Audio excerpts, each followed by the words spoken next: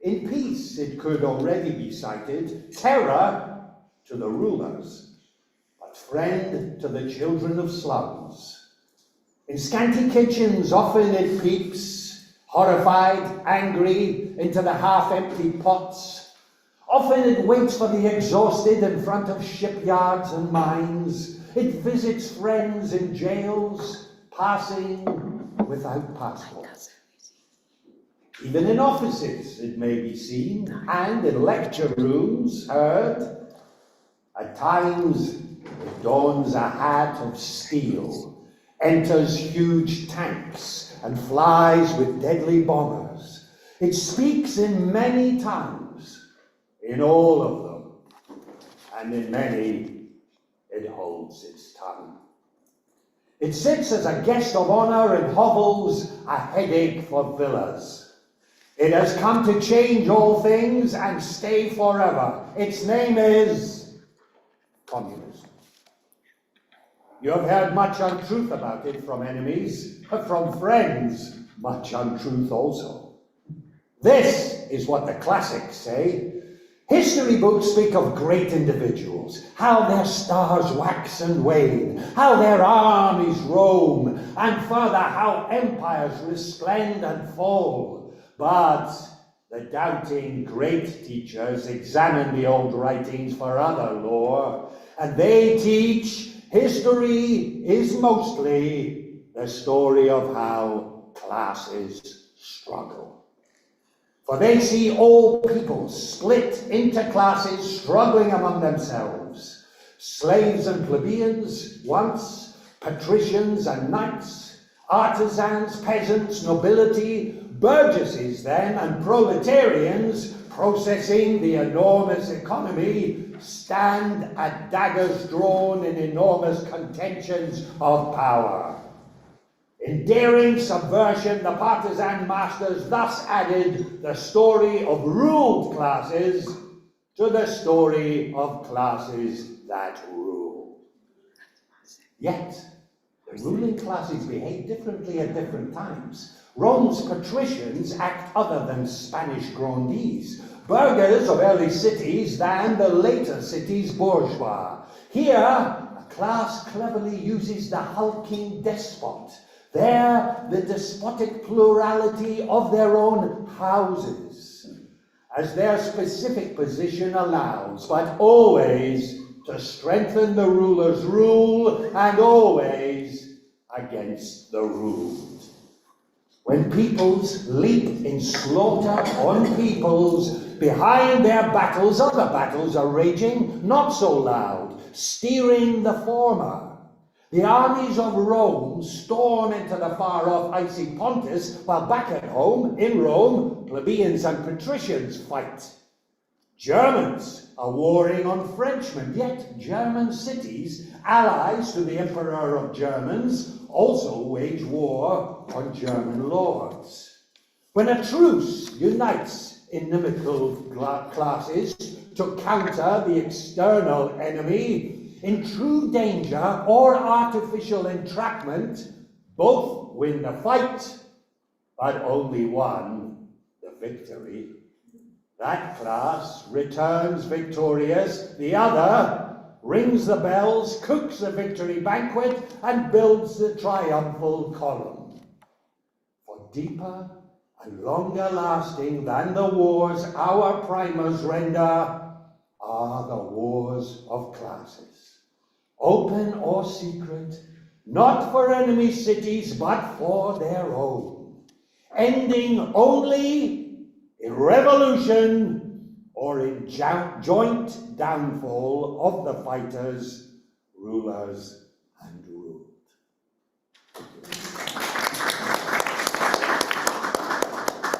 Thank you very much, Tam, for that inspiring presentation. Okay, so now I'm very proud to present Yassamine Mather. She's my comrade and friend for many years in the CPGB, and before that she has got a long history of involvement in the Iranian movement, and has now become a very important figure in the critique of the explanation of information sharing internationally on Iran, providing not only very informative, polemical articles every week in the Weekly Worker, but also appearing on a number of different mainstream broadcasts, including the BBC, Sky, etc. So I think she's made an excellent career within the bourgeois press, although she dreads to think of it. But it's so good to have a communist voice out there speaking for the working class people of Iran and our international struggles. So I won't say any more. I'll just hand it over to Yasmine now to present her talk, which will be about an hour. Okay, thank you very much. That was, I wasn't expecting that. Okay, I'm going to talk about what I would see as the definition of this war. But before I start, I want to say what it isn't. And I will divide these into various groups of people who define it for their reasons as such. So it is not simply a conflict between two equally reactionary opponents. This is said a lot by what I would call social imperialist Iranians. It's because then they can say, oh, well, this is not a war by imperialism. It has nothing to do with one power being very much more powerful with its military ally Zionism, supporting it in this war. And therefore, we don't need to say anything about this war, except to say we have two equally reactionary forces. That's why no to war. They don't say no to imperialism, no to imperialist war, no to war, no to the Islamic Republic, right? So the only thing they want defeated is basically the Islamic Republic. And this has visions of a liberal democratic Iran. This is said not by just the reformist left in Iran. It is actually said by sections who considered themselves to be on the radical left.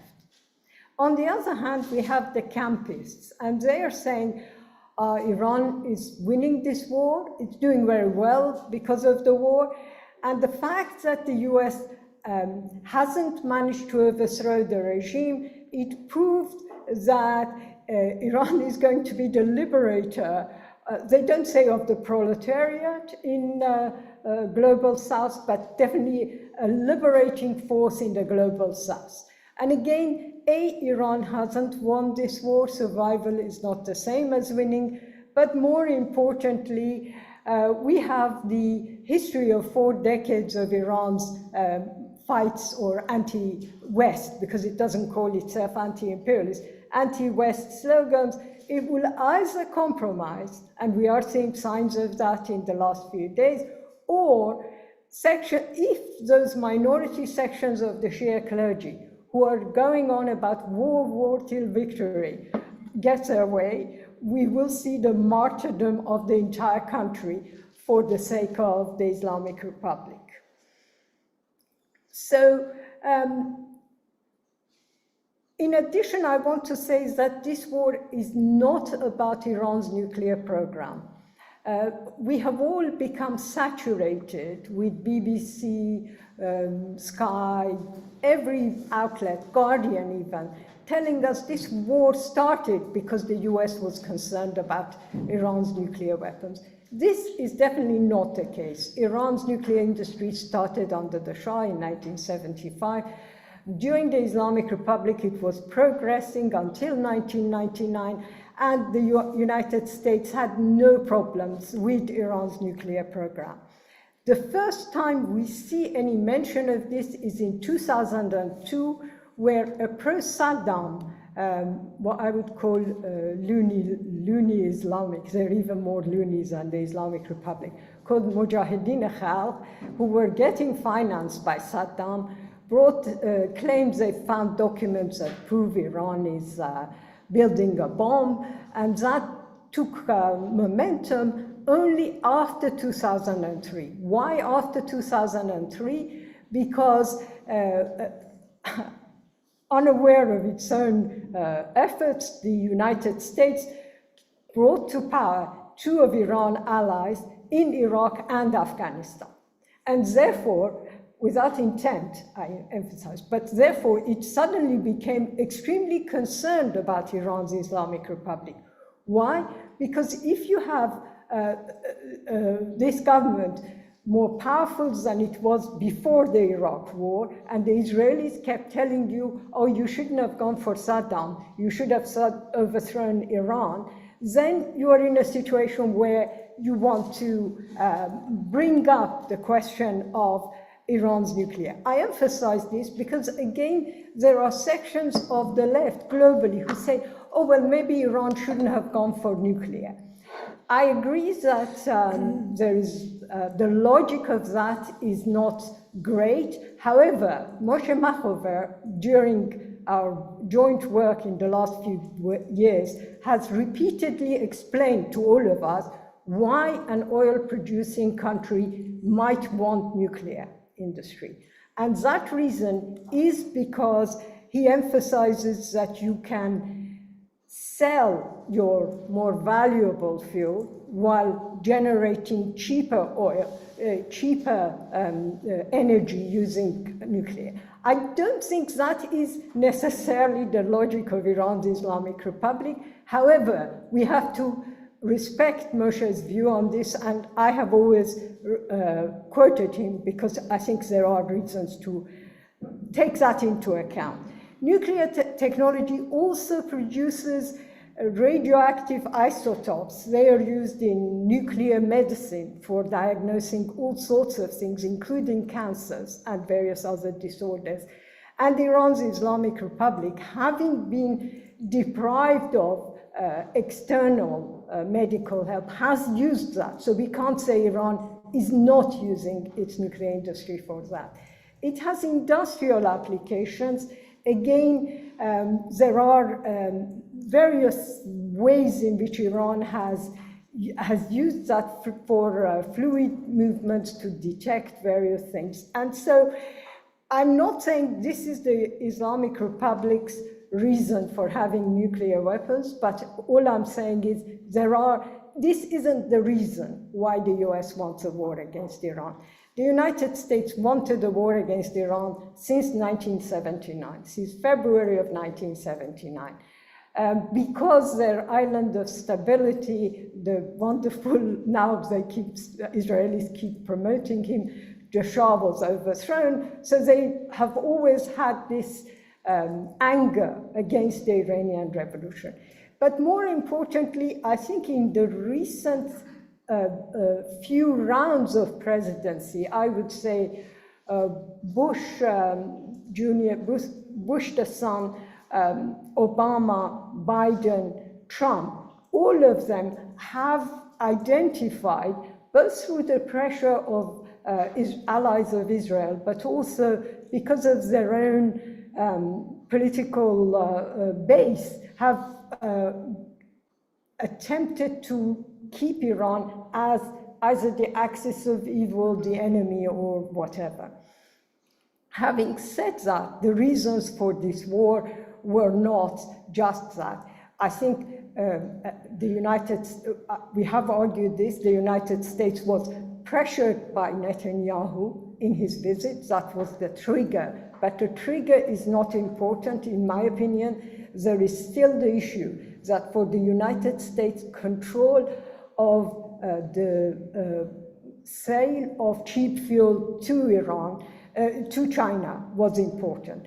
Not only Iran's cheap oil to China, but also the control of cheap oil from some of the other Gulf countries that had made deals with China was significant. In starting this war, the United States took a risk. That risk was very clear, and you could argue by not managing what Netanyahu wanted, i.e. the overthrow of the Islamic Republic, it hasn't won. But not winning is not the same as losing, and I think that is something we have to keep in mind.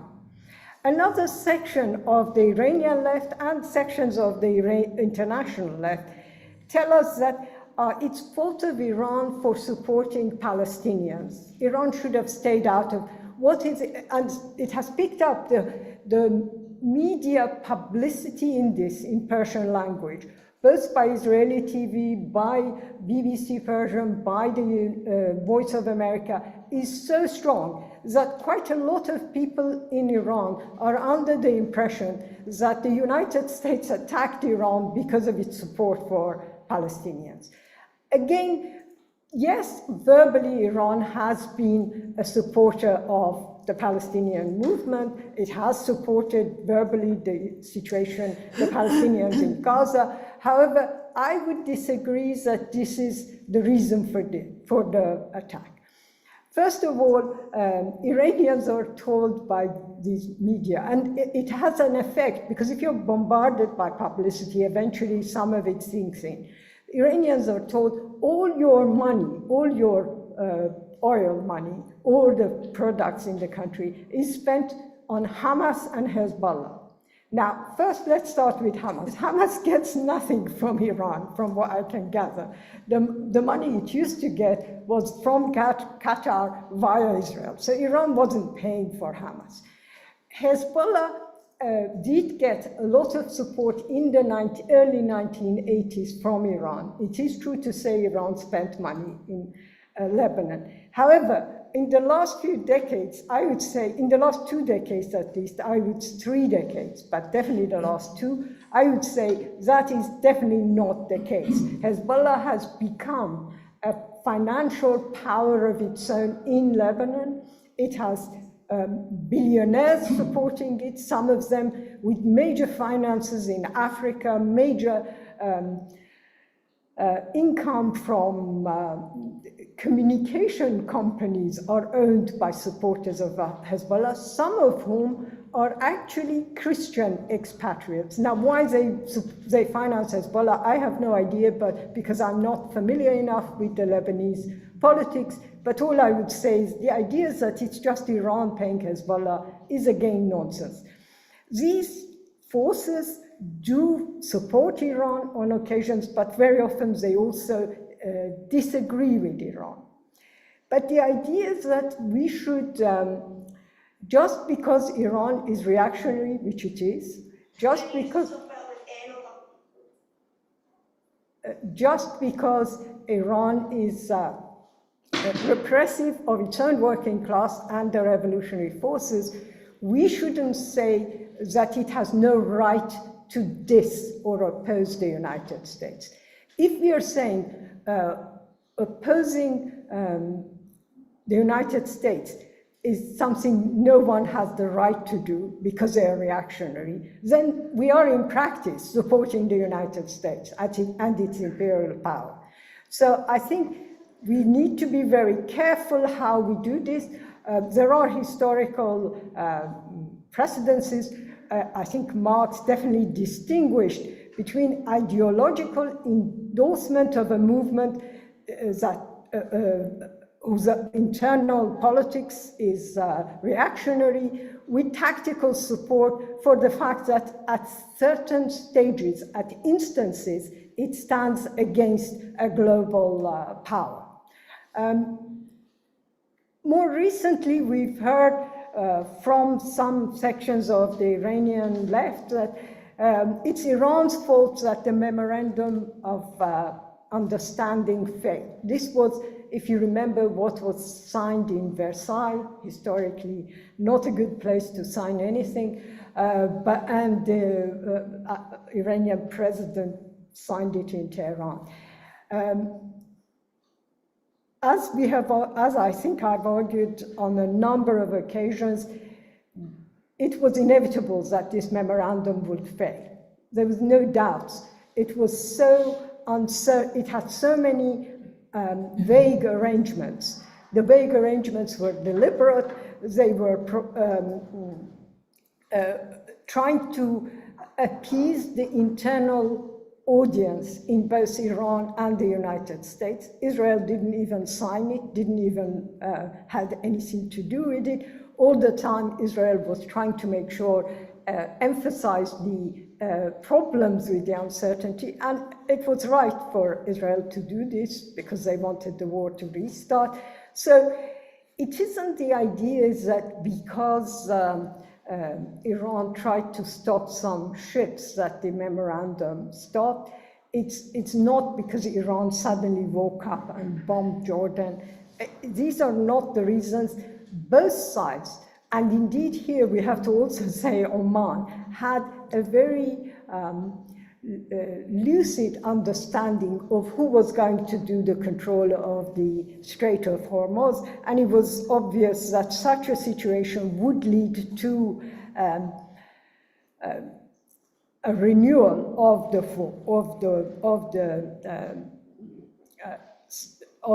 conflict, of military conflict. I want to emphasize that the current debates are so changeable that it's very difficult to make an assessment of whether the latest round of agreements, this time between Iran and Oman, regarding who will control the entry to the Persian Gulf, who will control the exit, and these lanes that are being discussed are so vague that it would be impossible to predict that this would lead to some kind of agreement. As far as I know, the United States has not actually said it will accept this deal, although presumably they were present in some of the discussions. However, the main issue to emphasize, especially regarding people inside Iran, is to say that Iran is not the winner in this war. If we look at the figures, so far I think 18 American military personnel have died. 500 have been wounded. At least 4,000 Iranian civilians, some of them civilians, not all of them, have been killed. 27,000 is the government figure for those who've been injured. The UN High Commission for Refugees says that 3.2 million people in Iran have been displaced internally because of the conflict. So they've left the areas where the conflict is still raging one way or another, or at least it was until Wednesday of last week. And this is not simply because of the US's air superiority, the Israeli air superiority, but the fact that with drones you can inflict limited retaliation, what we call unequal battles, but you can't win, you can't defeat the enemy in any of these. Most importantly, for looking into the future, if the current negotiations go anywhere, we can say that the infrastructure in Iran is severely damaged. And this will have implications for ordinary people in Iran, and especially the working class. So the United States keeps saying they have bombed military logistic targets. Some people blame AI for the schools that was bombed with 280.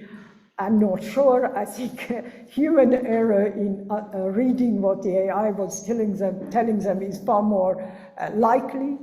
But anyway, the idea that you attack military targets and this doesn't affect civilians is nonsense, because movement of delivery of food, delivery of petrol, delivery of fuel has been affected.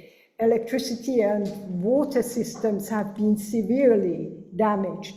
And as a result of electricity being damaged, water does not reach a few thousand villages and countryside areas in Iran.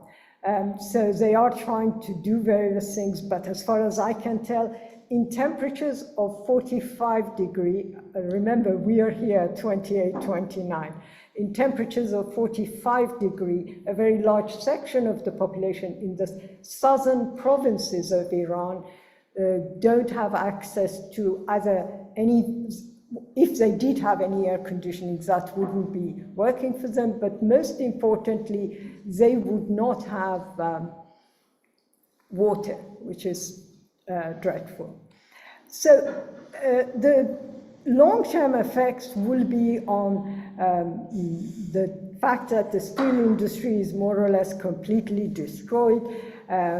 We are talking of, there are estimates that as a result of this war, maybe 25 to 30% of Iran's capacity to produce steel is gone. But steel does matter because it's also the base of other industries. And here we are talking of a prediction of 10 to 15 million unemployed. The immediate effects of the war already has caused about 1 million workers losing their jobs. Quite a lot of these jobs were either gig economy jobs, gig economy type jobs, or they were types of jobs that required use of internet, and the closing down of internet by the government as the war started, but led to mass unemployment in many areas. There is also talk of damage to some of the nuclear sites, and here I agree with the arguments put forward about the dangers of the nuclear industry. Iran has a very bad reputation in terms of basic health and safety for the workers. And if you think that then you add to this a nuclear plant that could create serious damages, can have accidents, you are taking a major risk. At the moment, we are not seeing any attempt by the United States to bomb the actual nuclear reserves, because they require the kind of bombs that the planes we have seen so far are not capable of doing, but the United States has that capability. There is also the whole issue of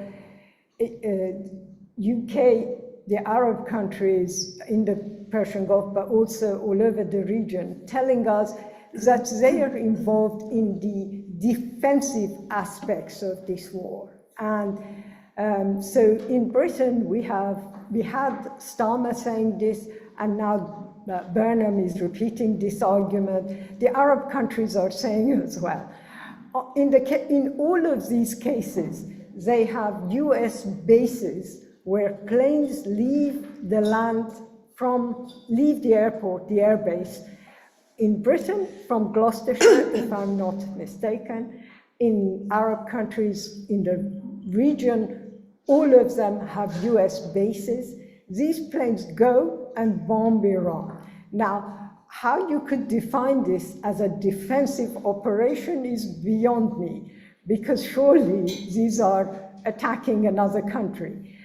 However, the UK says that, and Kuwait, Bahrain, all of these other countries also say we are only defensive places.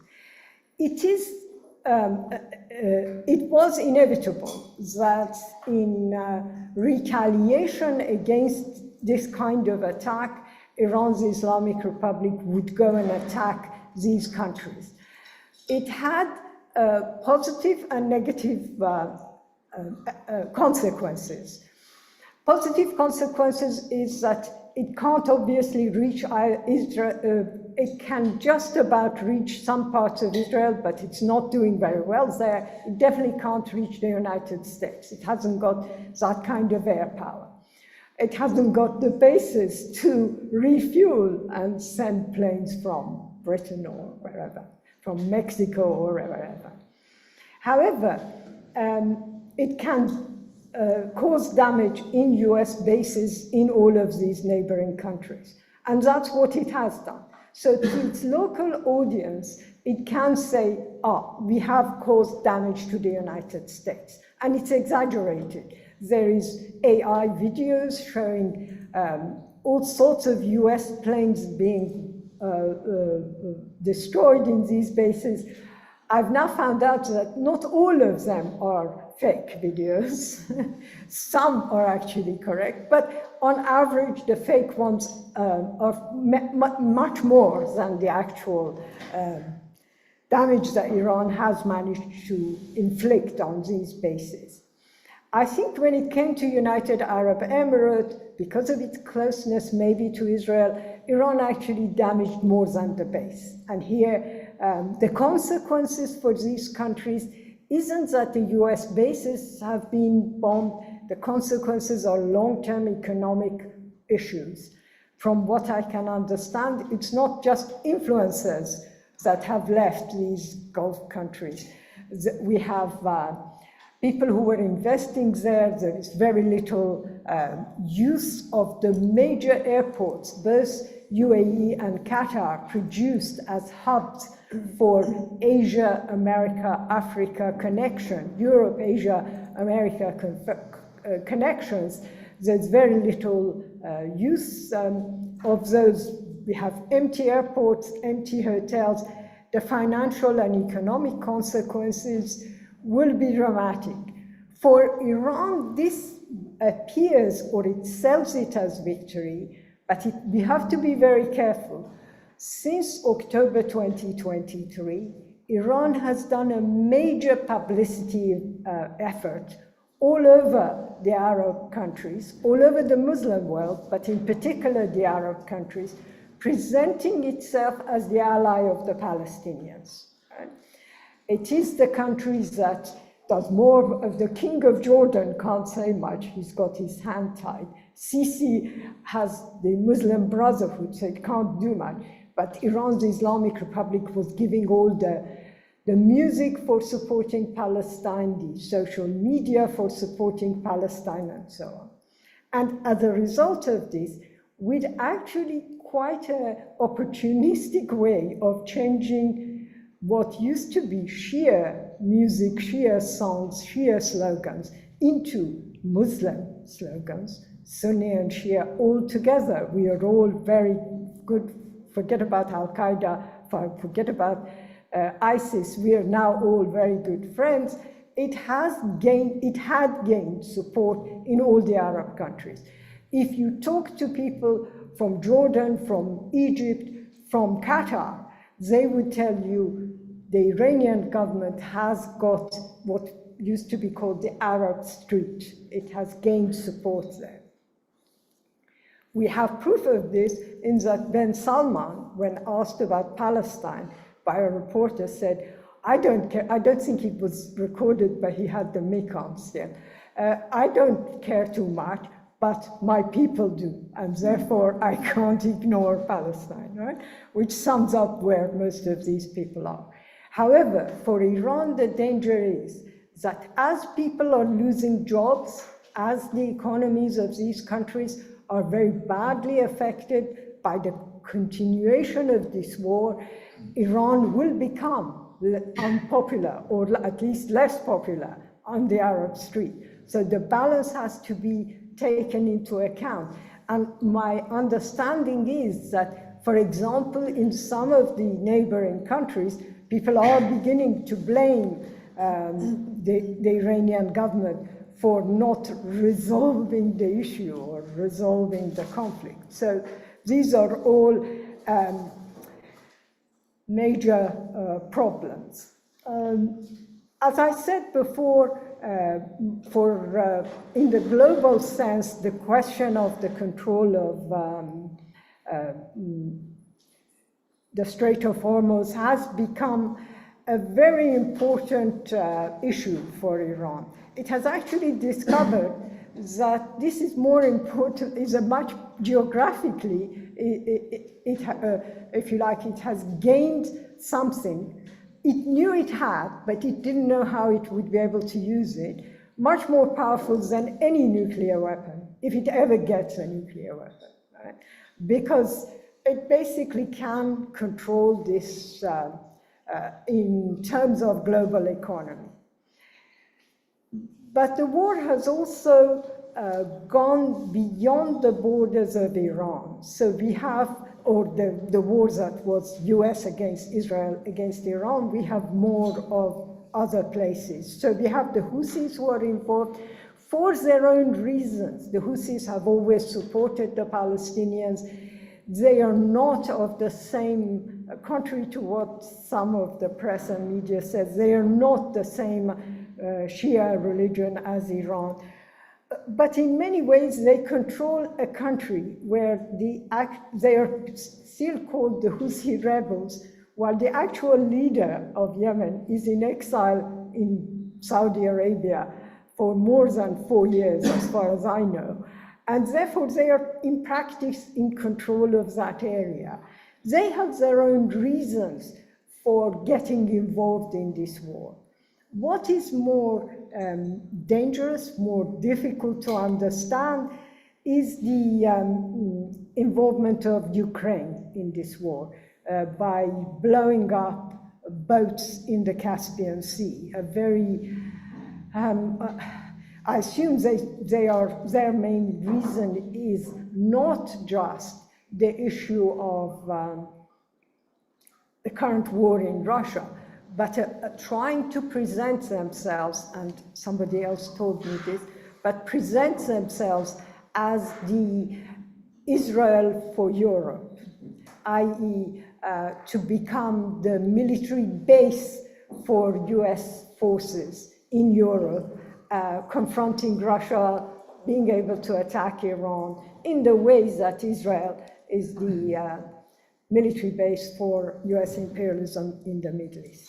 I think it was Mike who said that, but I might be wrong. Okay. And there has been, here we have to be careful that this simplistic way of seeing Iran just with Russia and China and Israel being just with US is not giving a clear picture. All of these countries have all sorts of dirty linens that should be made public. So Israel has very good relations with both China and Russia. The Russians, there are a lot of Russian speakers among some of the most right-wing Israeli groups. I hope Moshe can explain more. But more importantly, in terms of China, China has its own economic deals with Israel and with a lot of the Arab countries in the region.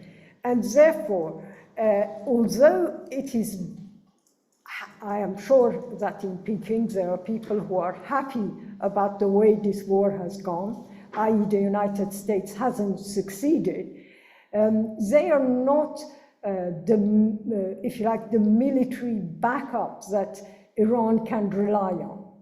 They will do the talks, they will try and mediate or force their allies, such as Pakistan, to mediate. They are not going to, if you like, militarily support Iran. That is not going to happen.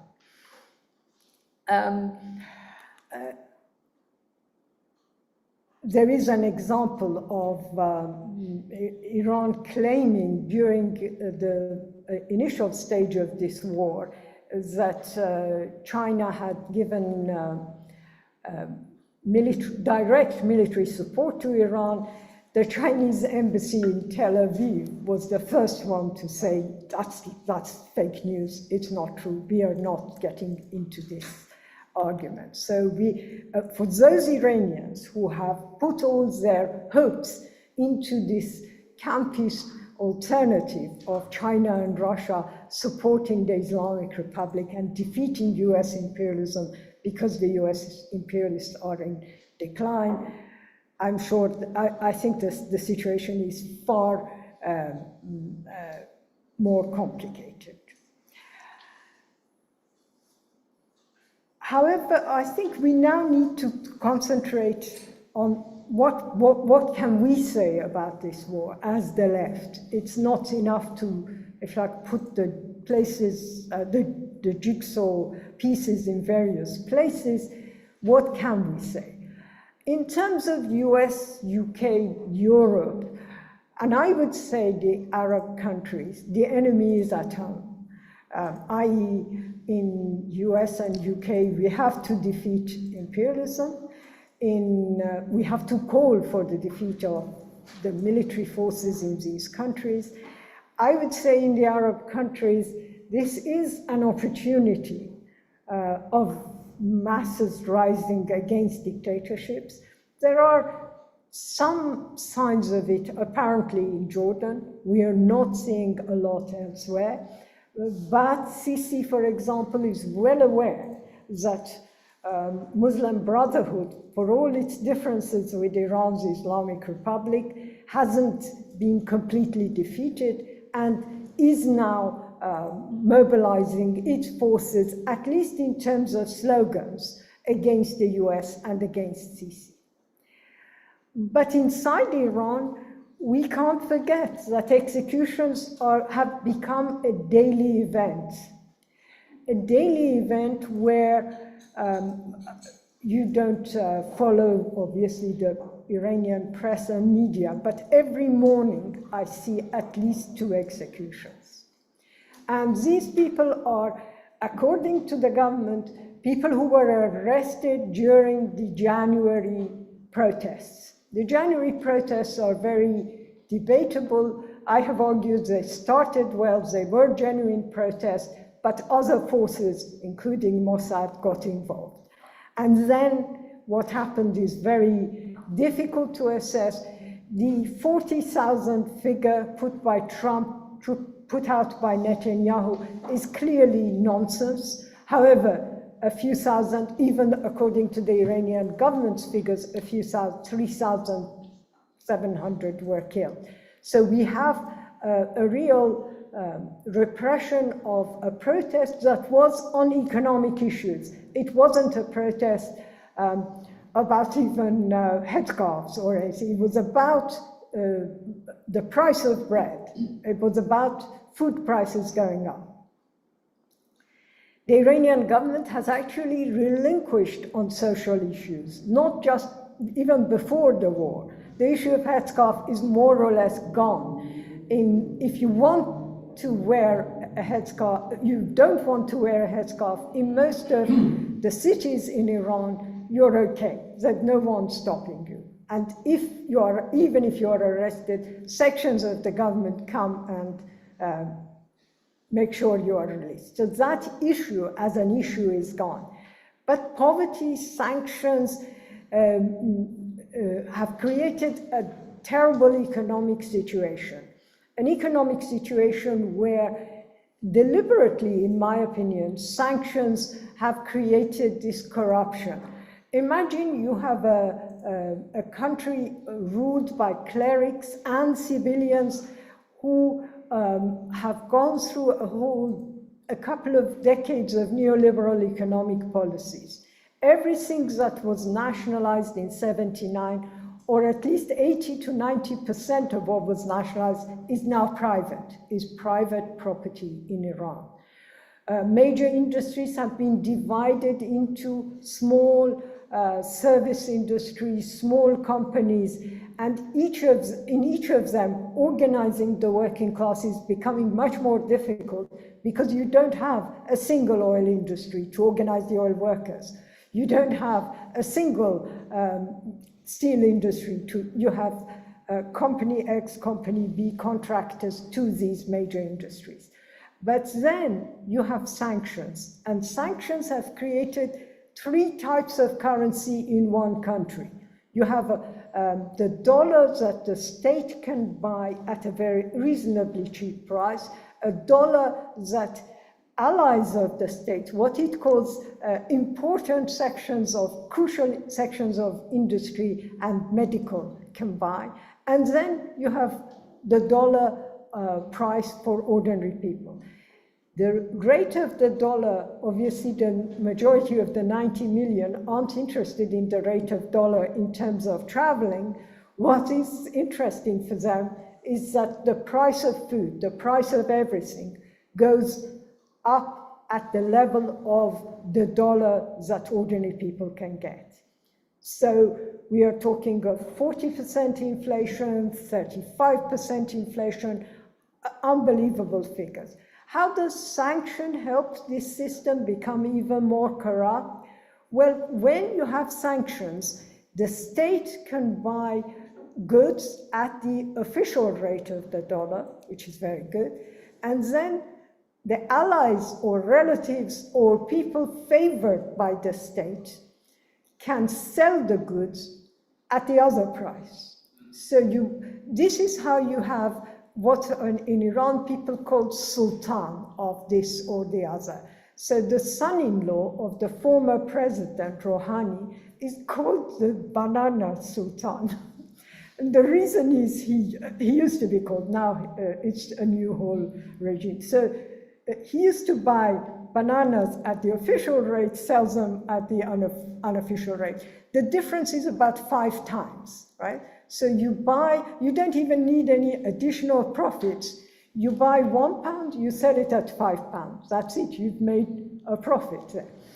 And this corruption has covered every layer of capitalism, neoliberal capitalism in Iran. It isn't just that the working class is poor, it is that the working class is facing hunger. It is that the working class cannot survive in this economy. And the war has made all of this far worse because prices have gone further. Even the meager goods that came from some of these neighbors have stopped coming to Iran. It's much more expensive. Middle-class people complain that they can't feed their family. This is middle-class people. You can imagine what the working class faces. Having said that, the super rich seems to be almost unaffected. I'm not saying they're not at all affected. They do have to go by land to Istanbul before they reach Paris and London or New York. Or sometimes they have to go by land to a neighboring town in Turkey. But there seems to be not as affected. Let's put it, the way they suffer is very different. I'm saying this because quite a lot of people I know are complaining about the problems they faced because of the war, and you just think, yes, but you can feed your family. You have no problems with basic stuff. So what can we say in Iran? And this is a very difficult question because the definitions I gave in the beginning to say why we can't be social imperialists are important here. I personally can't support the Islamic Republic, not because I don't rejoice at the fact that Mossad didn't get what it got, right? Not because I don't rejoice at the fact that Netanyahu and Mossad have last week sacked the intelligence officers who had told them Iran's Islamic Republic will fall in a week. Of course I rejoice in that. But I can't support a government that has created the situations that led to the January protest, that has led to protests in the last 4 or 5 years, every time on issues of, sorry, someone's audio is, no, it's someone's mobile device. I can tell. Yeah, I think it was a mobile. Yeah. We can't. I personally would say we still need to fight. On the one hand, we don't want the US to win. We don't want the US to change the regime in Iran. I do call this an imperialist aggression, but calling it an imperialist aggression does not mean I then go into a position of saying, defend Iran at all costs. And here, the slogans, the arguments we've tried to put forward are small steps with long ambitions. The small step is basically to say there has been reports over, not just this time, but even in the 12-day Israel, when Israel attacked in June 2025, there were reports of a lot of self-organizations of the working class. The working class managed to, in districts, in neighborhoods, because there is no trade unions that are openly active, there is no single industry where you can organize as the oil workers or the steel workers, but in neighborhoods, people have organized in terms of distribution of food, in terms of helping each other, in terms of shops, the petty bourgeoisie, telling people, come and get food and you will pay us when you have it, which basically means come and take it if you are really needy. And the organization of these districts had allowed this to happen. So people are distributing, are going to these shops, helping the shopkeeper, but allowing the distribution of food in that area. But it has to go a lot further than that. These movements, these activities have to have higher ambitions. And those ambitions must include political slogans. Without political slogans, this would just become charity. It would become localized and unimportant. And the political slogans must address, first of all, the question of execution. I don't think we can have illusions that liberal democracy can happen anywhere in the Middle East. So let us not talk of, supporting liberals in Iran, or we want to. Let us, the campaign must be very focused on ending executions and ending the level of repression we are seeing. But it also must address political issues, corruption, exposing the roots of this corruption and calling for expropriation of those who have created this disastrous economic situation. An end to privatization. Why shouldn't the state, why shouldn't we raise the slogan of nationalization? Renationalize all of this. But also, and at the end of the day, we need to call for these localized organizations to be armed. Unless they are armed, and this is not a call that is immediate. We are not saying in the middle of a war, go and find arms. It's an aspirational issue. But in terms of aspiration, they will face repression. At some stage, there will be confrontation between ordinary working class people and the state in Iran.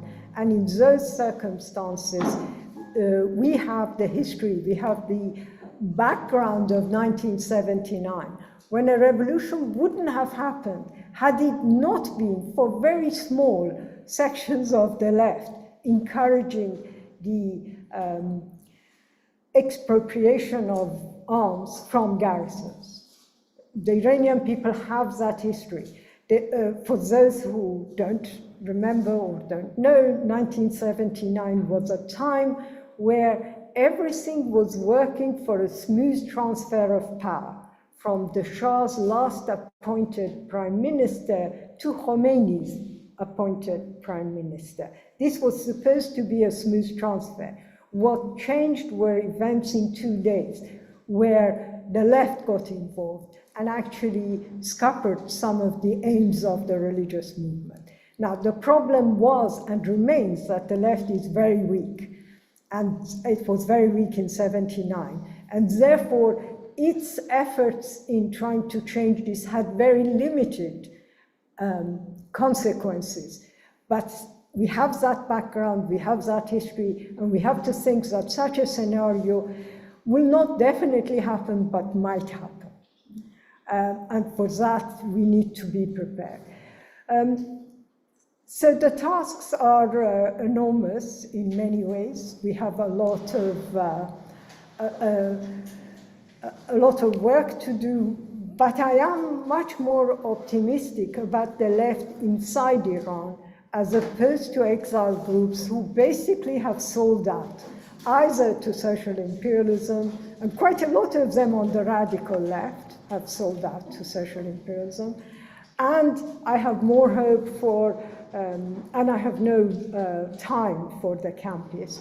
But I think inside Iran, people have survived, they are working, websites are working, articles are being written, there is a lot of political work is being done. I won't name them because every time I name them, they end up being arrested, so I'm not going to mention the names, but they know who they are. And it isn't that that the left doesn't exist in Iran. It is much weaker, it is more confused, quite a lot of it is in exile, but there is a left in Iran.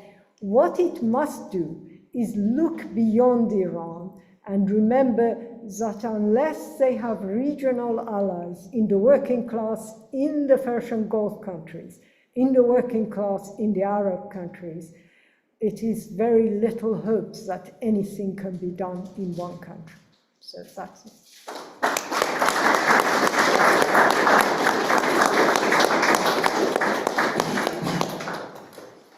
Okay, thank you very much, Yasmina, for a fascinating presentation. So I'm going to open it up to discussion. I already have one hand up, and also we have a number of people online who you may want to also get involved. We have about 45 minutes, so to give Yasmin at least 15 to get back. So if you could keep your presentations to around 5 minutes, that would be helpful, and then we'll see how it goes. Okay, Bob.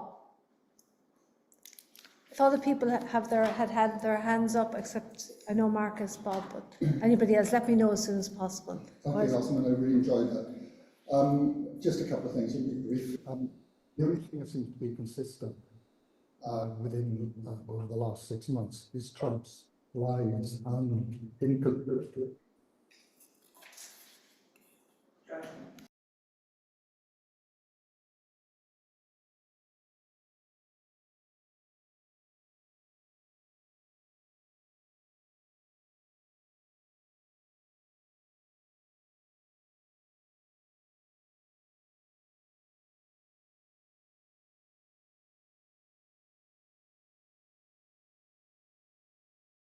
The whole move. So you've got, it seems you've got this pattern. Sorry, can you just switch the speaker?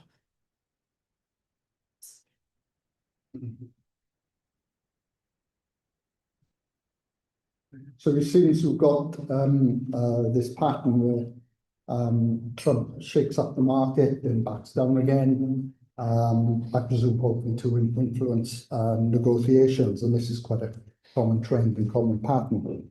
Can you actually see a situation where Trump would sustain a military assault in Iran? I know he could do it. You spoke about the US has the potential and the weapons to bomb nuclear sites. Do you ever think that he would actually do it? It seems to me that Trump has dug himself a hole in the region, and it's particularly for him, it's an unwinnable war.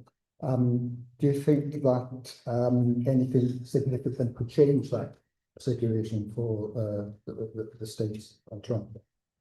Thank you, Bob. Marcus?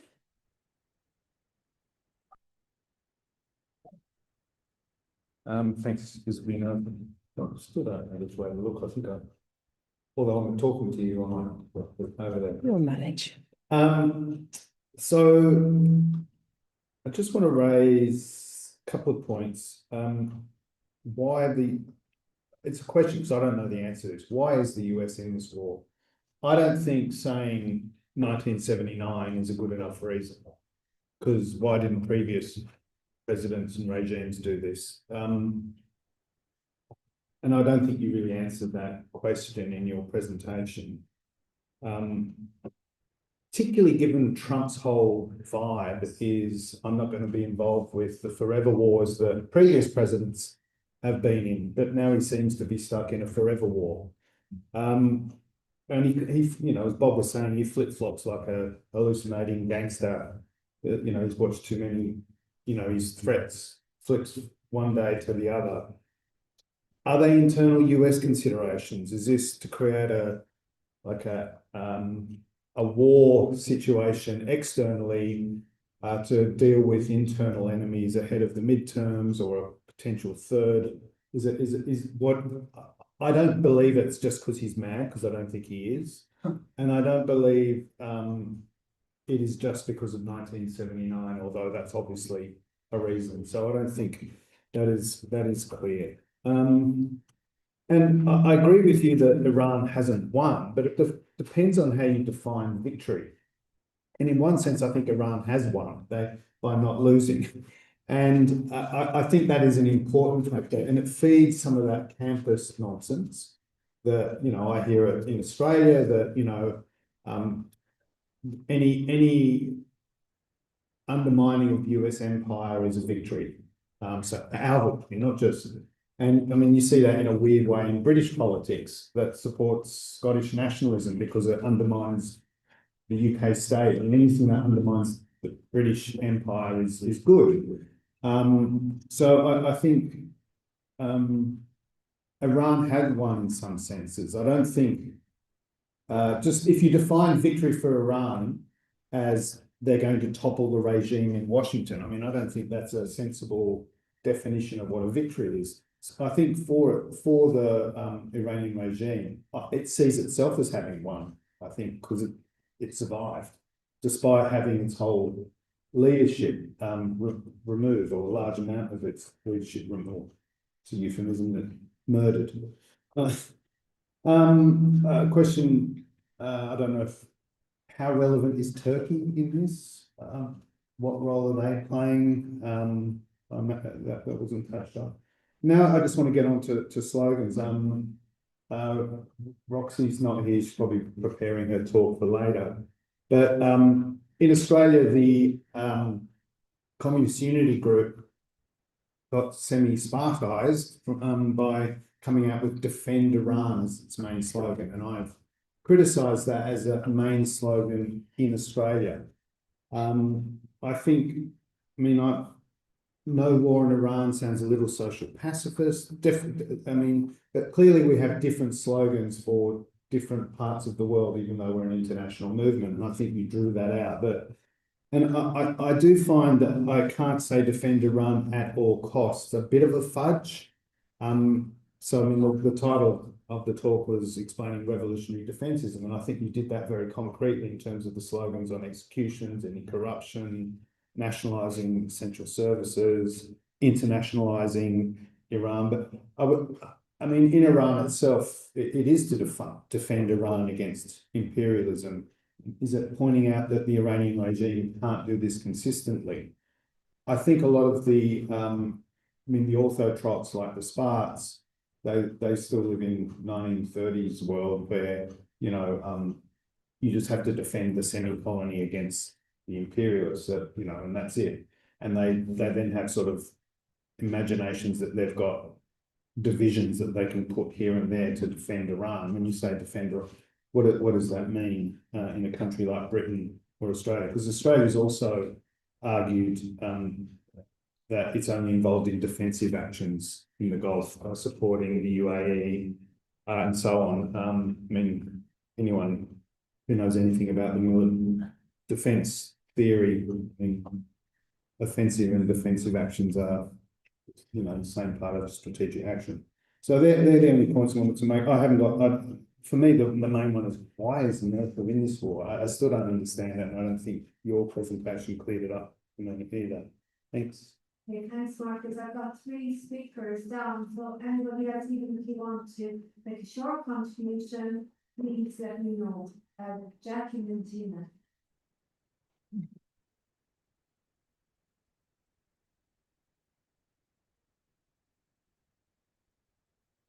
Yeah, thanks.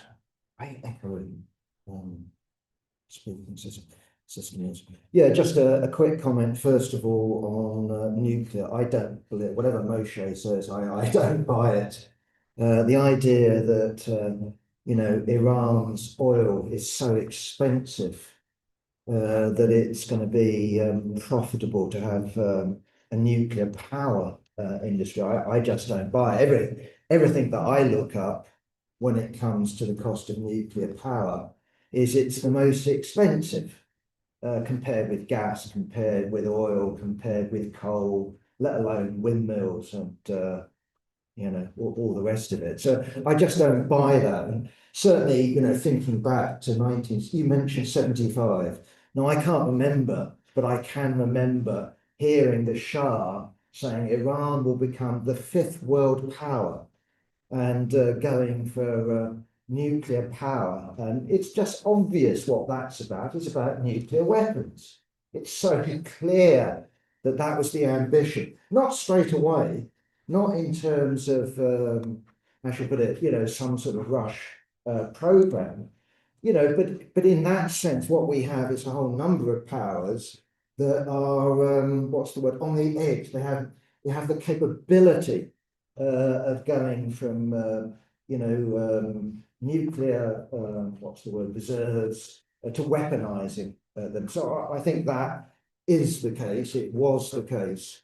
And clearly they've held back in terms of, you know, going for a nuclear bomb. That's clearly the case. So I just don't buy that one.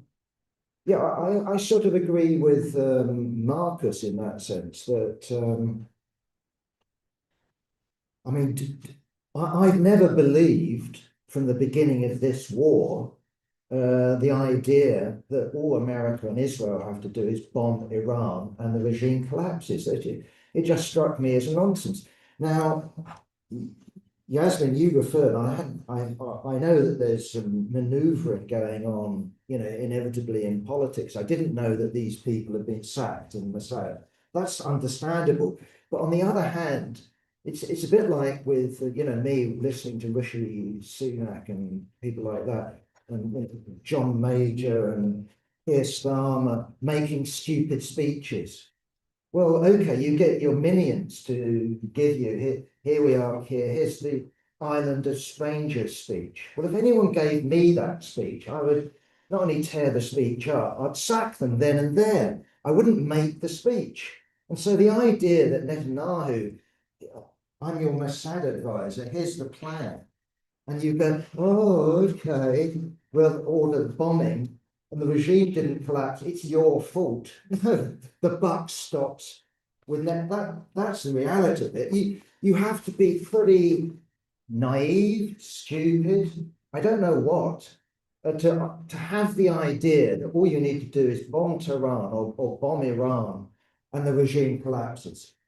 Did Trump believe that? I can believe he believed it, but then did the advisors seriously believe? No one can seriously believe that that is the case. So that's at least my take on it. So as soon as the bomb started, what we were saying in London, the regime isn't going to collapse. For the regime to collapse, you've got to have an alternative. You know, you've got to have an alternative regime. And MEK ain't it. The royalists, we all were saying it, the royalists are a joke. And what else is there? You know, I speculated for about 5 minutes on the Kurds, and Yasmin just, you know, slapped me about, said, you're talking nonsense. And that was true. But that was the only time I thought perhaps they've got a plan. But that came to nothing.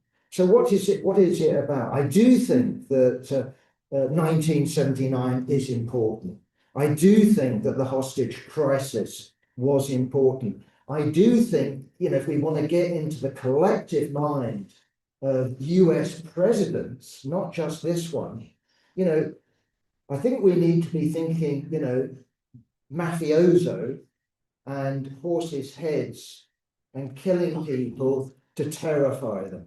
And I do think that the imperial hegemon has been humiliated by Iran. And I do think all US presidents since then have been looking for an opportunity to show that it's still on top. And I think hegemons rely on that. So, you know, I think there is an explanation. I don't think, I mean, as Marcus said, I don't buy the idea that, oh, Trump's just mad. But yeah, what the hell they've got themselves into is pretty bloody crazy. So anyway, maybe the, you know, all I would say, maybe I'll finish with that. All I would say is that we ain't seen the end of it. And that's what I would be emphasizing. So we hear the talk about straight before moves. The idea that we are then going to go back to everything's nice and everyone's going to agree and world trade is all going to smoothly go ahead. I don't buy that one. And in terms of what Bob raised, I would actually take the threat from Trump seriously, merely because he flips and flops. From, you know, one day as you saying, I'm going to destroy Iranian civilization, 2,000 years or whatever it is, I'm going to wipe it out. And then, of course, he doesn't deliver it. Doesn't mean that we shouldn't, you know, dismiss the idea of either a US invasion or a US sponsored invasion, or yes, you know, the United States precisely going not for the grey area of civilian military, but actually going for civilian targets and, you know, launching a serious war. Last point, which you didn't comment on, and I'll be very interested, you and Moshe, this latest news of the alliance between Saudi Arabia, Pakistan and Turkey. Pakistan is a nuclear power.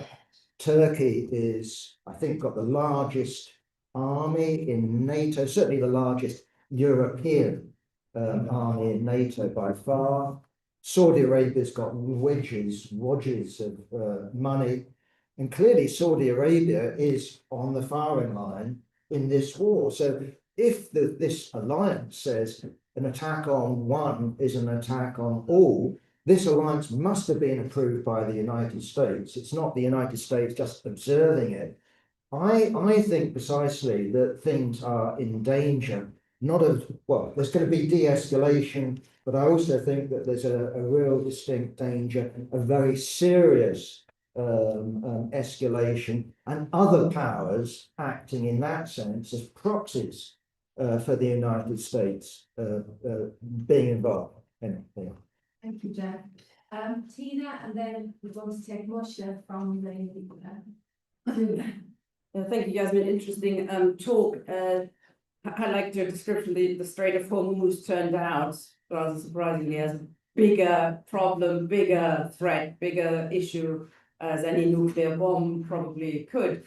But perhaps you could explain that a bit more, because it's, you know, Trump must have known that as well, you know, all the major trading goes through there. You can't just send the lorries to the desert and stuff. I mean, you can, they're doing it, but it's a really big cost. It takes a huge amount longer. It's far more expensive. It's not a long-term solution. They're trying to build pipelines, but that take decades as well to get the oil out and everything.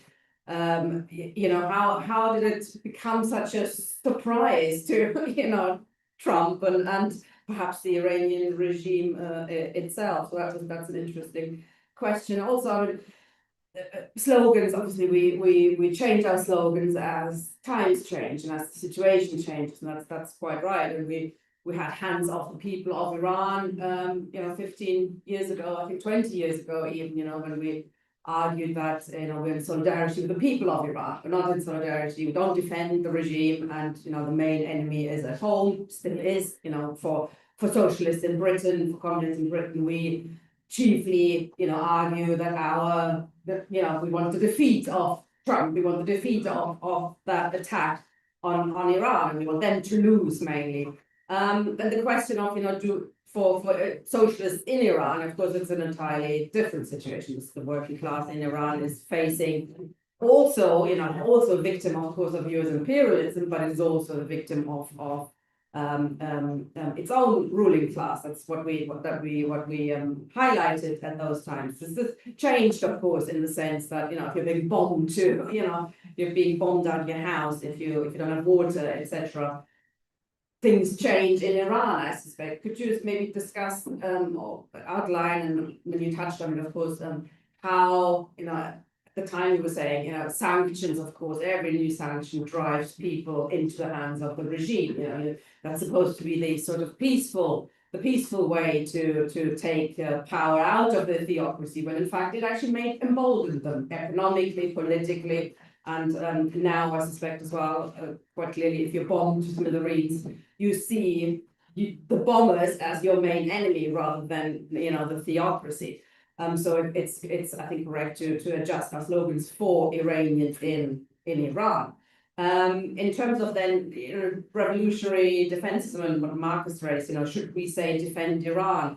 And what does that actually mean? You know, would they send weapons to the theocracy? Would they send people to fight along the theocracy, and whatever you could do in such a war? You know, not that there is any ground troops or whatever, that kind of struggling. But I think if we could, I don't think we would do that. You know, if we had international brigades or whatever, surely we would support what you described, the Iranian people fighting back and self-organization, which is a sort of kernel of, you know, it's not directly taking on theocracy because they are struggling with survival, but these are the kind of the forces we would support if we could, not the regime. You know, we can still distinguish. We can still say, yes, if you're in Iran, of course, you know, there's the slogan of revolutionary defencism, so that you can actually survive is of course important. But you know, if we could intervene and we can't, you know, then we certainly would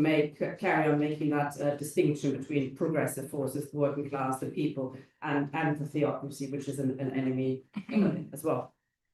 Okay, thank you very much, Tina. So now we're going to ask Moshe to mute, is that correct? Yeah, we won't see him on the screen here, but we will see him on Zoom. Okay, just 3 brief points. I think, firstly, Yassamine slightly misremembered the reason I gave at the time why it made sense for Iran to develop nuclear energy. I didn't say that it was cheaper than oil. That wasn't true, and it isn't true, and I wouldn't have said this. The reason I gave made sense at the time when there was talk of reserves of oil running out, peak oil, that oil is becoming a rare.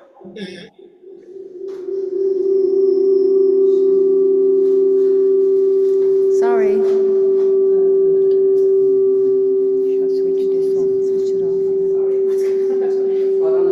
Sorry, Moshe. Switch this one off. I turn this one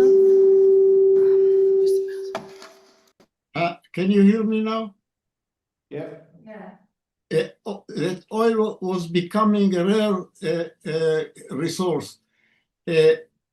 What I said was that it made sense for Iran to keep the oil in the ground as a resource whose value is going to increase while developing nuclear energy whose price is going to reduce.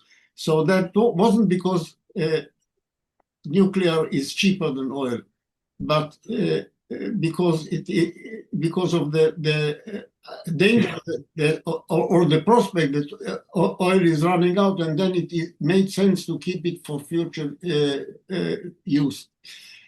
Secondly, why did the United States not only attack Iran in this instance, but keep Iran as extreme hostility to the Iranian regime? That is because Iran, the regime that came to power in '79, while not being anti-imperialist, certainly wanted to keep its own sphere of influence without bending the knee to American imperialism. That is to say, not being anti-imperialist, but it wanted to keep its own, it showed signs of keeping its own sphere of influence in the region without the blessing of the United States. The United States is quite ready and in fact encourages local powers to strive for influence in the region. Israel is a prime example, but now Turkey is another example. But both Israel and Turkey are prepared to accept the suzerainty of the United States.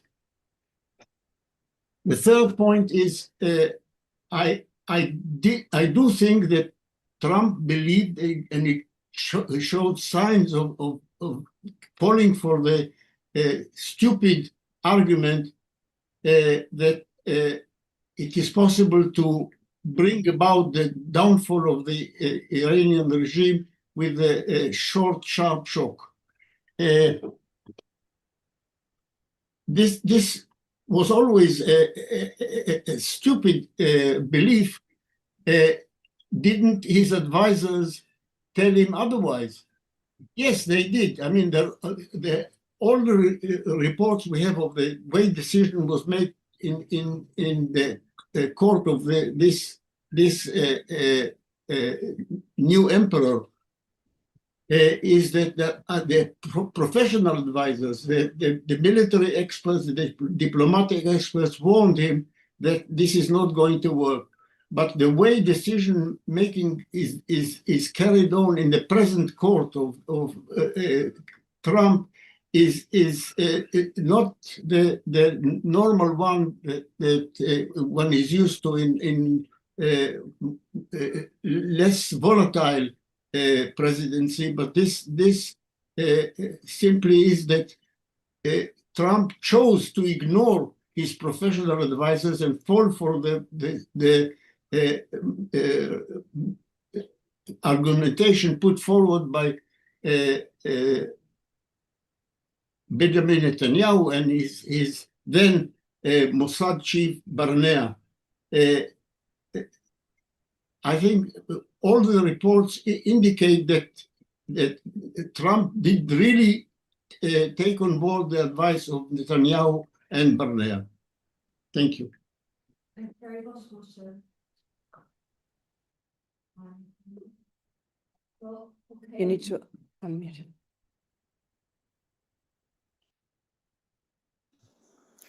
Okay, so 2 seconds. Okay, I've got my next, but before he comes in, I just wanted to make couple of very brief points myself. So, firstly, I don't buy the idea of Trump not being mad. If you get what I mean, I do think the man has illusions in himself as being some kind of Napoleon Bonaparte. I do think that he has a court around him. Maybe I'm mixing my metaphors up now, but that he has a court around him and he likes people if they like him or if they are telling him what he wants to hear. I mean, even if you look at his press conferences and how he runs them, he really does run them in a very despotic way. I mean, he's done very strange things along the way. So I do think that he is influenced by particular people who he sees like that they mirror himself. And Netanyahu, I think, has been influential on him. So I agree with Moshe's point there. The main point last two main points was firstly about the slogans. They're so important. And Tina's point about hands off people of Iran. That surely should be our continued position, because we're not defending their regime, but we recognise the enormous suffering of the people of Iran and the necessity for them to organise themselves against the regime. I mean, the fact that so much of the superstructure has been destroyed has meant that the rich can manage, of course, but the people are suffering enormously. And then just finally on the funeral, the recent funeral of Khomeini, Khomeini. So there were huge numbers at that event, and it seems to me that that was not like necessarily just the people who would normally support him, but that it brought about a huge sense of national unity because of the fact that their leader, and it's their leader, if they want to get rid of him, they get rid of him, but not for the United States to get rid of him. And then, though with that, there were a lot of people who went from the West, including some populists in Ireland who went along and had their photograph taken. I think that they had their flights paid for myself, because a lot of them are just running around on some kind of podcast thing. They wouldn't have the money to do that. So I think that there is a successful effort being made to bring forces around them, a little bit like the Russian TV program or a TV station, Russian Today, that Galloway speaks on, that there is a successful program by the Iranian government to get supporters abroad, influential people abroad, and that,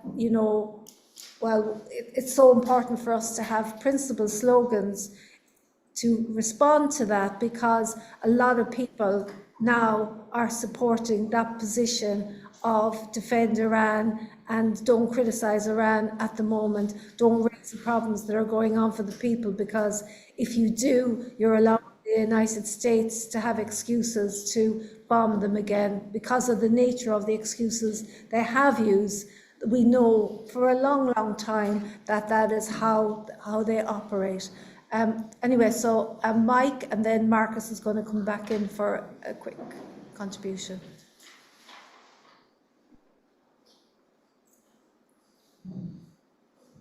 Yeah, series of I hope of short points. First, in Yasmine's introduction, the question of self-defense. I do think this argument that it's self-defense is just extraordinarily illusory. If I hit you, hit me back, and then I say, and then I hit you again, and then I say that was self-defense. This has been law in this country. Well, it's been law in it's Roman law. It's been law in this country since the Middle Ages. The expression was son assault domain. You started it. And there's no doubt whatever in relation to this war that the United States started it. And so the idea that the United States allies can say, oh, we're just engaging in self-defense, is just nonsense. It is complete nonsense. Similarly, sanctions, we've been saying this for ages, sanctions is an act of war. Sanctions is not peaceful. Sanctions is siege warfare just as much as it is if you surround a town and blockade it. And similarly, Israel was carrying on an aggressive war in Gaza from 2006, when it blockaded Gaza in response to the Hamas winning the elections. These people were waging aggressive war in violation of the Nuremberg Conventions. That is the context of everything else which follows. Marcus's question, though, why now? I think part of the answer must be that they honestly believed, because there's this thing, Leon Trotsky was a fascist, and I know it for a fact. First I said it, then I read it in the Hitler-Stalin Pact. That people convince themselves by lying to the public, they convince themselves of the lies that they've been telling to the public. And in this case, the lie which they've been telling to the public is that they've been telling to the public for some years now that the Iranian regime is extremely fragile, that it won't take much to bring it down, that the women life freedom protests are about to bring down the regime, that the economic protests in January, February are about to bring down the regime. Everything has been, this regime is about to fall. And so I don't think it's not irrational. It is irrational at one level, it's irrational, but it's irrational in a rational way. Secondly, the war is part of the Gaza war. Moshe has pointed this out, that the Israeli state has been since 1967 looking for a general Middle Eastern conflagration, which would give it the cover which it needed to carry out effective ethnic cleansing in the West Bank and Gaza. And it is transparent that the Israeli state has been pushing for this war, has used the October the 7th attacks, which, to be honest, is, again, it's part of, we've besieged you. We've held you in jail, an open air concentration, but you've made the whole of Gaza into a concentration camp. And then we use the attempted breakout of October the 7th as an opportunity to say, wage large-scale aggressive war. We need to keep this going. We need to make it bigger. We need to make it large enough so that the enormous level of ethnic cleansing operations, both in Gaza and the West Bank, will be under the surface. So there's an Israeli interest. Secondly, Israel and the United States Armed Forces, the latest budget bill provides for the integration of the United Israeli Defense Force as part of the United States Armed Forces. US budget, but the US defense budget involves the integration of the IDF as part of the US Armed Forces. That's an expression of the actual reality that Israel is a settler colony of the United States, in spite of not originating as a settler colony of the United States, just as New York was a settler colony of Britain, in spite of not originating as a British colony. Thirdly, China, Yassamine has referred to controlling the supply of oil to China. The United States forced Japan into taking the first step, forced Japan into Pearl Harbor by blockading oil supplies to Japan in order to force Japan to either surrender to the United States and accept US colonization of China at the expense of Japan, or alternatively to fight. And then Japan would be blamed for striking the first blow. And the US is pursuing that policy in relation to China. The same as British pursued in relation to the Kaiserreich in the period 1900 to 1914, increasingly aggressive in support of Germany. And forced the Germans to strike, as they did in the end, strike the first blow, which will then be used to blame. Second, it's the other side of the belief that you can knock it down by air power. The problem, which has been, why Trump has this language, why should we believe anything Trump says, but why Trump has this language, I don't want to be involved in forever wars, is because the wars in Afghanistan and Iraq turned out, in spite of relative, very small US casualties, to be unacceptable to the American public in the same way as Vietnam. Why are our kids dying far away for no interest of the United States that we can see? This is not self-defensive war in part of the United States. Beyond the beginning of the Afghanistan war, it doesn't appear to be. And the question is, okay, the guys from the Air Force, they've been saying, give us more money and we can do regime change from the air. They've been saying that since the British Air Force in the 1920s. This is a recurring theme of Air Force propaganda. So it's not that.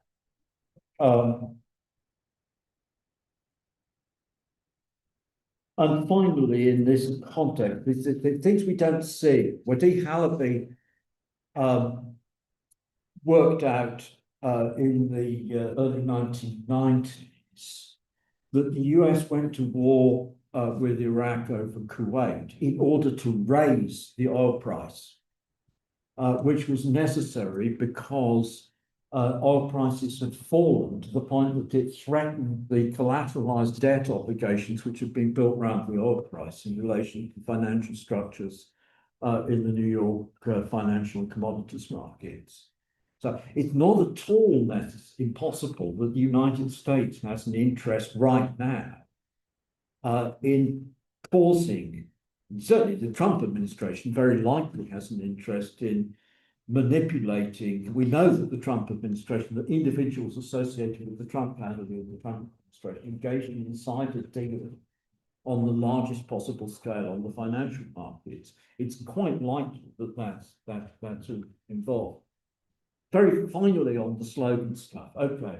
The Trotskyists are in this trap, and the reason why they're in this trap is because they have the idea of the Internationalists, the General Staff of World Revolution, which has to have one line, which is the line of the International in relation to every war.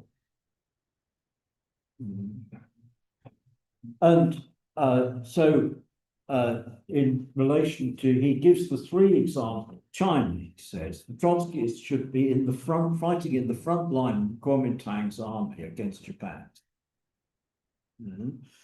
The practical effect of that would have been, if, to the extent that they did it, they were marching forces anyhow, but to tie the Trotskyists to the Kuomintang's collapsing regime. The Brazil stuff, it's fantasy. Suppose there was a war between the UK and Brazil, he says, we would support the victory of Brazil. Suppose that in the actual circumstances of the 1930s, the Brazilian regime was the agency by which the UK handed over Brazil to the United States. So the war between the UK and Brazil in the mid-1930s would have been an inter-imperialist war between the UK and the United States. And for American Trotskyists to support the victory of Brazil in that situation would have been to campaign for US military victory over the UK. Same issue in a different way. This is practical. It's Ethiopia. We are for the victory of Haile Selassie. Trotskyists are for the victory of Haile Selassie over Italy. Haile Selassie was the UK's man in Ethiopia, who the UK had put in. And the conflict, the war between Italy and Ethiopia in the 1930s was an inter-imperialist conflict between Italy and the UK. And so for the ILP guys say, we say no, not a penny, not a man. We don't support the UK's military intervention in support of Haile Selassie. We don't support the UK's support for Haile Selassie. And Trotsky says, no, this is wrong. You should, because Haile Selassie is a colonial person fighting imperialists. And it's just not, it's got nothing, it's fantasy. And the underlying basis of it is the idea of the General Staff of World Revolution. It's just elusive. That's it. Thanks, Mark. So I just have Marcus, and then I'm going to bring Yasmine back in because she's got so much to respond to. I've just got a couple of quick points. One we haven't touched on, and I think it's relevant, is the Trump offering nuclear energy to Saudi Arabia as part of this as well, which is obviously, if nuclear weapons, it's about the Abraham Accords and Israel. I think there's a lot of speculation. We clearly don't know. We don't know what goes on in Trump's head. We don't know what goes on with his advisors. I mean, you described him as a personality. I mean, have you ever met a politician? They're all like that. They're all megalomaniac who sometimes listen to their advisors and sometimes tell their advisors to piss off. And they believe their own bullshit. And yeah, Trump probably believes his own bullshit a bit more because there's a bit more bullshit and there's a bit more self-belief. But I don't think he's a qualitatively different person in that sense. In terms of what the war aims are, you're saying there was no alternative regime who could come in, but that may not have been an aim either. I mean, if you look at what happened in Libya, when they destroyed Libya, they didn't really have an alternative government. They just left it as a basket case. And I mean, that could also be a war aim, and there could be a difference between, and the whole axis of what Israel and the United States have in that regime, you are either supplicants to us or we are going to fuck you over in one way or another. It could be the Libyan way, it could be the Syrian way, it could be the Iraqi way.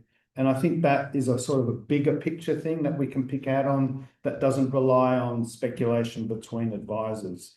I think we're quite reluctant to go down a wag the dog kind of line that Israel's calling the shots really, and I don't think Israel is calling the shots, but they clearly have an influence. So I'll go along with the idea that Netanyahu does have influence in that sense and wants that. The other question I have, is there a sort of a kneecapping of Iran? So we're not going to invade. Okay, it would have been great if the regime fell, but it didn't. But we're going to tie them up. We're going to stop them producing drones for Russia. We're going to damage their oil relationship with China. And so it's a sort of a longer play imperialist project that if we can at least weaken Iran, it weakens Russia, it weakens China as well. The final point is what we need to do, and it's kind of a frustration with the discussion, we need to move beyond the speculation. I mean, Marx's 18th Brumaire of Louis Napoleon, you know, one of the best things he wrote, because it was able to get beyond, touched on the personalities, but it went beyond it to look at the actual class, what was happening in terms of classes and history. And I think that's what we're trying, that's the frustration in the conversation. What are the big lines of march? And that informs what our slogans are and our concrete. Because what we're trying to do in our countries, in the Netherlands, in Australia, in Britain, is to empower the working class movement here to have a good line against their own government on these things. So in Australia, we don't want Australian involvement in this war whatsoever. And we need to move that beyond a sort of a social pacifist slogan into a concrete proletarian and militant slogan for the working class. Thank you, Marcus. Okay, comrades, thank you all for your contributions. They've been very interesting. And now I'll pass it over to. Perfect. Thank you. Okay. First, Bob, you are right. I mean, what we have is, I once wrote, I think a few weeks ago, 48 times Trump had said, we are winning, we are about to win, or we are about to sign a peace, or we are going to go and attack now. So yes, we are facing this constant change. And it has actually worked well for Iran, because Iran points to this, it's obvious, people point to it and say, look, he's unstable, he's telling things that are unreliable and so on. So there is that, but, and I think we have to consider the fact that a full assault is still possible, right? So imagine if the elections in November go very badly, or before the elections, the predictions are that things can go very badly. We don't know what can happen. There are problems geographically for a land invasion, and that's why they're looking at all sorts of different ways of doing this. The coast that Iran controls on the Strait of Hormuz, up to the Strait of Hormuz, is something like 500 kilometers, and it's not flat, right? So you can't just bring things in, and clearly you can't bring a military invasion of that coast easily. And clearly they have considered all this and come to the conclusion it's not going to work, otherwise they would have done it. But also my understanding is that wherever there is territory like land going in, Iran has built canals from there to other places from which they can launch small but reasonably effective defense forces. Again, they will not be able to defeat US, but they can stop that. So the alternatives being considered, about 2 weeks ago, we heard a lot about this, was an invasion of Hark Island, that they would take this island, that would become the launch pad. But then the launch pad for what, right? So this uncertainty has worked well for Iran. And that works, but no one should imagine that this is the end. That because the regime hasn't fallen, because it has quite creative ways of defending itself. For example, these small boats, mosquito boats they're called, they come and attack a much bigger ship. They might get blown up, but they are effective in stopping that bigger ship. These are calculations. The supporters of the regime exaggerate all the planning. I mean, I've heard things like, oh, Khamenei drew all this. Whatever he was not a military genius. However, I think he was a good coordinator. So he organized various parts of the regime, whatever their differences, to work together for building these layers of defense. And these layers of decision-making that are far more independent, that work almost like a guerrilla movement would do, right? So you have localized defenses that came into effect during the 40-day war that were unimaginable by people like me. And I wasn't amongst those on the left who kept saying, oh, this regime will collapse in 2 minutes. I kept arguing before that this is madness, don't say this. I'll come back to some of your points later. This war is very unpopular in the US. I mean, I think that something like over 63–64% are against this war, and this includes Republicans. So in a way, maybe that is a restraining factor, because once you go beyond what he's done so far, which hasn't worked, and you start talking of land invasion, you have to consider much bigger casualties. It won't be on the scale of maybe Iraq or definitely not Vietnam, but you have to consider the fact that then you are going to have US military casualties. And that would really make the war more unpopular. Some of these wars were more popular before the land invasion. Very important point about Turkey. I didn't have time, but Turkey has been very much against Israel since October 2023. So if you want to call one country after Iran, which has been in slogans, not in terms of economic deals, but in terms of slogans, very much anti-Zionist, if you like, is Turkey. They even organized, I don't know if you're aware, but they organized a tribunal of genocide last year. Some UK academics, left-wing academics, went to that. And it was very much the state. It was Erdogan who'd organized it, but it appeared like an independent genocide tribunal. The reason, as far as I can see, is that Turkey is well aware that for Israel, the Greater Israel plan, after Iran, we must at least weaken Turkey. If not defeat Turkey, but we must weaken Turkey. And Turkey is well aware that they are at risk. So it was inevitable that they would try alliances. This one is both, in my view, I might be wrong, but in my view, Pakistan, Saudi, Turkey is an alliance against Iran, but also a defense against Israel. Because they all consider, I mean, Saudis are in a difficult position. They didn't go with the Abraham Accord, not because they didn't want to, but because they don't want to be seen as the betrayer in the Islamic world, right? And I think that that is a kind of semi-Islamic anti-Iran alliance, but at the same time, it has probably got the blessing of the US, as Jack said. The reason the US would give it blessing is that there is some conflict now between Zionism and Trump, between Netanyahu and Trump. And in that way, he's keeping all his, he's not keeping all his eggs in one basket. He's distributing his support for the nuclear deal with Saudi Arabia is part of that. So he's balancing support for Israel with keeping these people. And then it can turn to Israel and say, look, you get us into another mess. I've got other allies. And maybe, I don't know. In terms of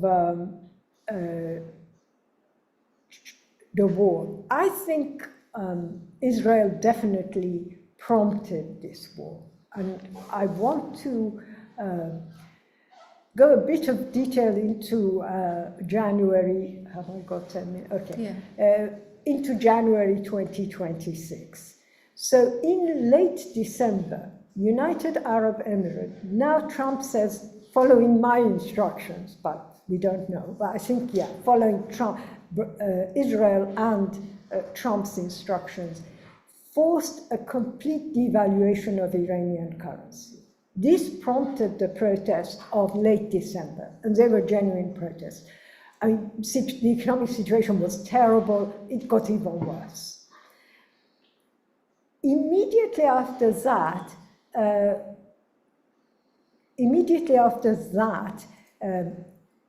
Mossad, embedded Mossad agents, and here one has to say to those who say, Iran is fantastic, you say 47 years in power, you're not a result of yesterday's coup to have Mossad agents. You have Mossad agents that could create such chaos, but they did create chaos.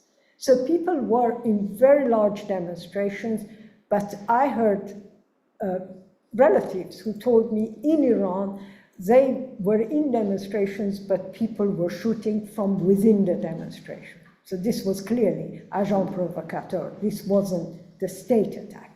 There are other examples where there's clear indication that there were people creating chaos, madness, beheading, that kind of stuff.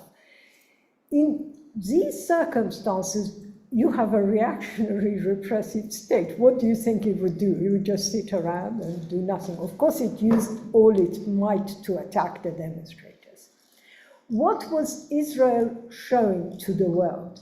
Israel, and through, I don't mean just Israeli and Mossad TV, I mean the vast majority of press and media globally that supports Zionism, whether they admit it or not, support Zionism.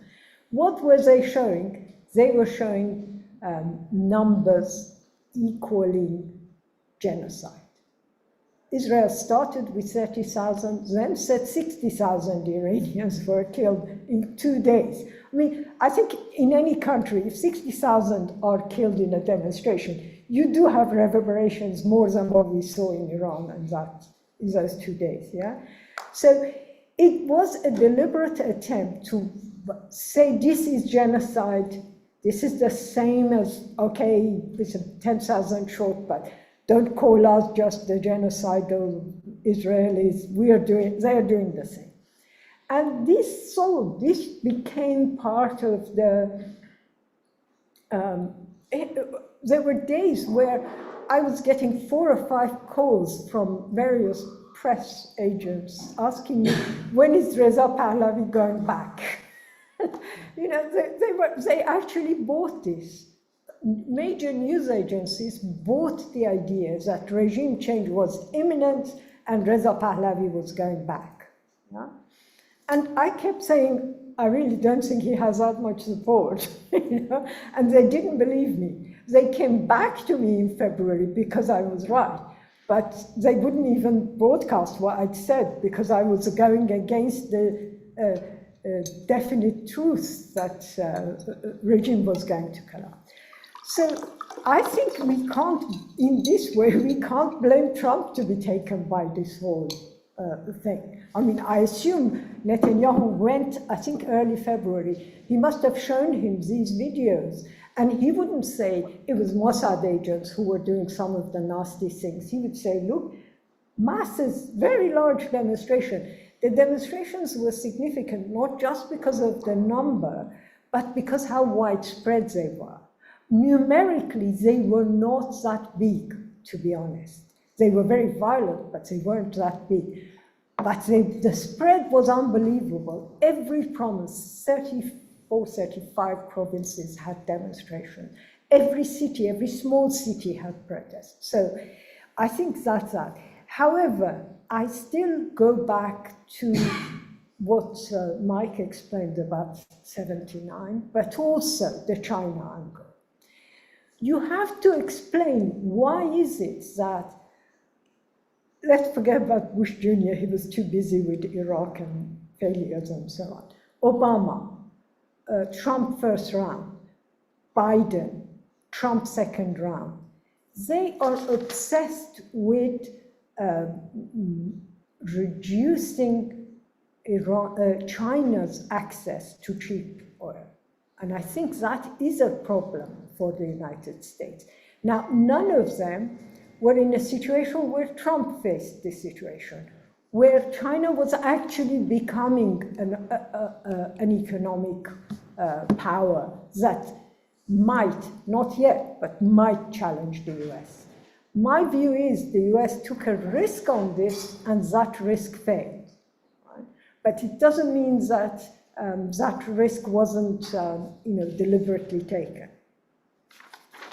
On the question of slogans, we have a problem in that we can't just say the hands of people of Iran slogans, as Tina said rightly. There's a problem in that there's a war going on. Yeah?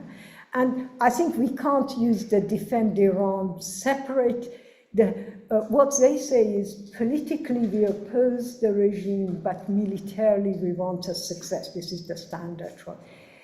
What does it mean in real terms? How do you divide it? However, I think we have to admit, first of all, that the United States has given a gift to the Islamic Republic. The demonstrations Anne mentioned, it has solidified the support of the regime. In that, inevitable, when you go around saying, I'm going to bomb this civilization to smithereen, it's not just the people of Iran. I saw demonstrations in Tajikistan. They consider themselves part of the Persian culture. There were Afghans of Dari origin who also said the same thing. You do that, obviously, those who have been the victims, the first victims, do gain support. And we are in some ways in a more difficult situation now to oppose the Islamic Republic than we were before. The economic situation is worse, the political situation is worse, but this sense of, it's not just nationalism, it's a sense of, we have a horrible disaster imminent, so we live with what exists as opposed to go with the horrible disaster. So there are various aspects of this that we should consider when campaigning.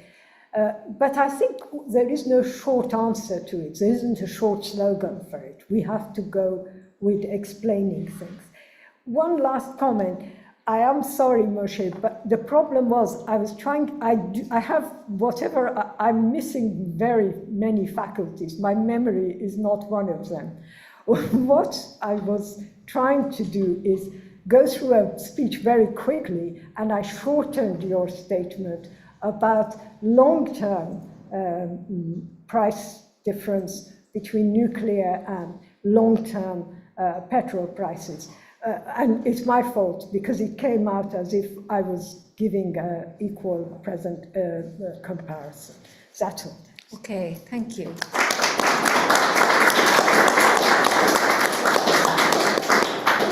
Okay, so we have an hour's break now for people to have some lunch, and then at 1 o'clock, Roxy Hall is going to give a presentation on what's wrong with identity politics. So in the meantime, also, please remember that if you want to get a ticket for the summer offensive...